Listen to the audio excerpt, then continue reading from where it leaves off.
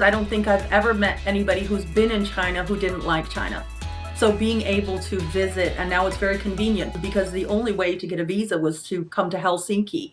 Maybe for a family of four, it would mean train tickets, flights, living in a hotel in Helsinki to do the application process. So it'd be about €1,000 on top of your trip.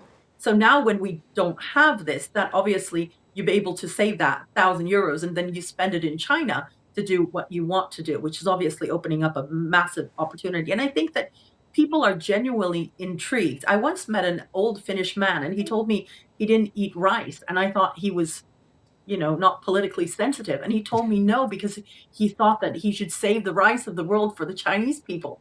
And I Wow. thought that was the funniest thing I'd ever heard. Okay. But that was his, conception. And I told him, I said, "Oh, you don't need to worry about that. China is exporting. You don't have to worry about that." And I think that's why this visa-free policy is extremely important. It gives the opportunity for the normal person, the ordinary man, to visit without a lot of stress.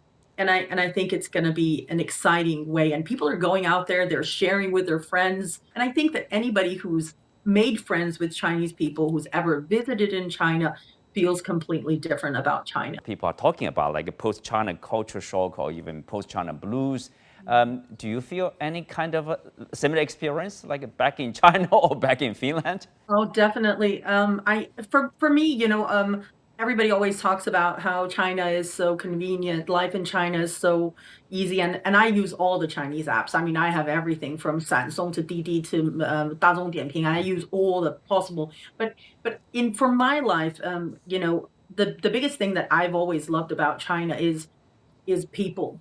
And people and how rich the culture is. You have your so many different ethnic minorities. You have such a rich culture, and the social life is so different from back home in Finland. People are very shy. People don't.